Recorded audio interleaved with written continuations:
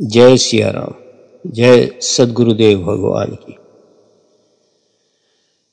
परम पूज्य स्वामी अवधेशानंद जी कहते हैं, ब्रह्माविद ब्रह्मैव भवति। मनुष्य में अपरिमित ऊर्जा, अतुल्य सामर्थ्य, शुभता, दिव्यता आदि पारमार्थिक विभूतियां विद्यमान हैं, जिन्हें विवेक, विचार व पुरुषार्थ द्वारा जागृत किया जा सकता है। यथार्थ बोध के महापर्व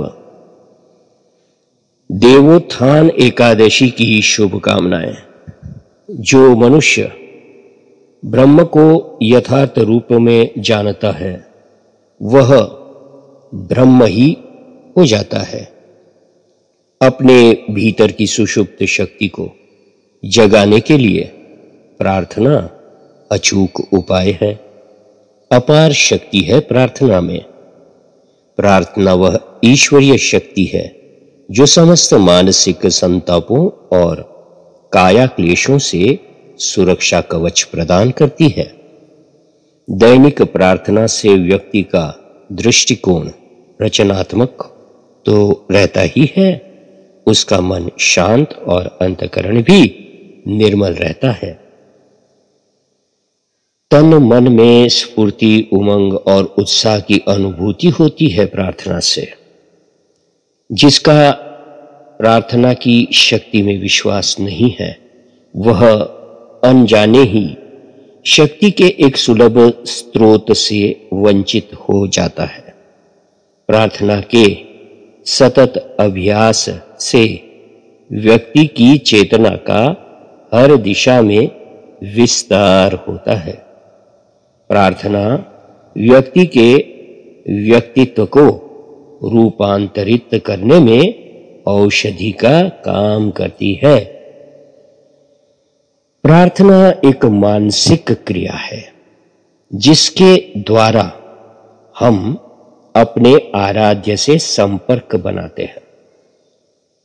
प्रार्थना में हमारे मन की तरंगें अनंत ऊर्जा के संपर्क में आती है। निष्ठा पूर्वक की गई प्रार्थना से आत्मविश्वास जागता है। ऊर्जा यानी कि इस सारे विश्व में, ब्रह्मांड में ऊर्जा ही तो काम करती है। वही ऊर्जा को प्राप्त करना है, इसीलिए प्रार्थना करना है। इससे व्यक्ति के मन में छाई निराशा दूर होने लगती है। जीवन में आए व्यवधान हटने लगते हैं। रचनात्मक प्रार्थना हमें ऐसी अंतर्दृष्टि देती है जिसके सकारात्मक परिणाम न सिर्फ हमारी बैलेंस शीट पर दिखते हैं, बल्कि हम में आत्मविश्वास और आत्मबल की देते हैं। वास्तव में शब्द जब सेवा, समर्पण, श्रद्धा और आस्था से लबरेज होकर विराट परमेश्वर से सहायता के प्रयोजन से ब्रह्मांड में गुंजायमान हो उठते हैं, तो वह प्रार्थना बन जाता है। प्रार्थना आत्मा का परिधान है। प्रार्थना विश्वास का विधान है। प्रार्थना प्रेम का प्रवाह है। प्रार्थना अध्यात्म का निर्वाह है। प्रार्थना ऐसी भावयुक्त प्रेरक शक्ति है जो व्यक्ति को जिंदगी की तकलीफों से जूझने का साहस और संबल देती है। प्रार्थना अनन्य भावना से युक्त होकर भावपूर्ण हृदय से निकली एक ऐसी करुण पुकार है जिसका याचक के अवचेतन मस्तिष्क पर उपचारात्मक प्रभाव पड़ता है। प्रार्थना शारीरिक और मानसिक स्वास्थ्य तथा आरोग्य प्राप्त करने की सर्वोच्च प्रक्रिया है।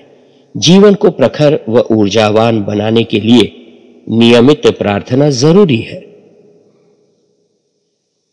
प्रार्थना न केवल अवसाद और उससे जुड़ी अन्य बीमारियों से छुटकारा दिलाती है, डिप्रेशन से छुटकारा दिलाती है, बल्कि असाध्य समझी जाने वाली शारीरिक बीमारियों का निदान भी इसकी शक्ति से संभव है। प्रार्थना का अर्थ अपनी आत्मा की उच्चतर शक्ति के निकट पहुंचना होता है। कोई प्रार्थना का बंधा बंधाया तरीका नहीं है। प्रार्थना जीवन के प्रति एक दृष्टिकोण है। यह स्वयं को समर्पण कर देना और वास्तविकता को स्वीकार करना है। जब शरीर और मस्तिष्क ब्रह्मांड की स्वर लहरियों से सामंजस्य में हो, तब प्रेम की भावनाएं उमड़ पड़ती है। प्रार्थना मांग नहीं है, सहज भाव से बिना किसी स्वार्थ भाव के परमात्मा को पुकारना है। प्रार्थना करने से स्वयं में शक्ति उत्पन्न होती है। प्रार्थना जीने का उत्साह बढ़ाती है। यह स्वयं को प्रेरित करती है। प्रार्थना करने से व्यक्ति अस्तित्व से जुड़ता है। उसे अपनी त्वचा एवं शरीर के पार भी स्वयं के होने का बोध होता है। प्रार्थना एक भाव दशा है, अहोभाव है, कृतज्ञता ज्ञापन है, गीत है। यह मन को बदल देती है। अवचेतन मन की शक्ति जगाने का पारंपरिक तरीका प्रार्थना है। सबकॉन्शियस मन की शक्ति जगाने का पारंपरिक तरीका प्रार्थना है। आत्मचेतना को परमात्मा से जोड़ने, उससे वार्तालाप करने और उसमें निवास करने का सर्वोत्तम उपाय प्रार्थना है। यह वह उपक्रम है जिसके द्वारा मनुष्य अपनी अंतरात्मा की भूख को मिटाता है। शरीर की भूख अन्न जल से मिटती है और इससे शरीर को शक्ति भी मिलती है। इसी प्रकार अंतरात्मा की भूख प्रार्थना से मिटती है। जब मनुष्य को किसी भी उपाय से कोई फल प्राप्त नहीं होता, कोई भी उपाय कारगर सिद्ध नहीं होता, तो परमात्मा की उपासना से ही सारे कार्य सिद्ध होते हैं। सच पूछिए तो प्रार्थना की नहीं जाती। जब व्यक्ति सत्व बुद्धि में स्थित प्रज्ञ होते हुए सांसारिक इच्छाओं के प्रति अनासक्त होकर और परम पुरुष का निमित्त मात्र बनकर कर्म करता है, तब प्रार्थना अपने आप घटित होती है। जब व्यक्ति मन, बुद्धि और कर्ता भाव से ऊपर उठकर अपने आप को बिल्कुल निढाल छोड़ देता है और समग्रता पूर्वक अपने को देखने लगता है, तो उसका संपूर्ण अस्तित्व शांत होकर सत्य की अनुभूति में उतरने लगता है। इस स्थिति में उसका द्वैत भाव विलीन हो जाता है और शेष रह जाता है तो केवल ईश्वरीय आनंद। जय सिया राम, जय श्री कृष्ण। आपने ये अवधेश आनंद जी महाराज के वचन सुने और सुनने के लिए बहुत बहुत धन्यवाद।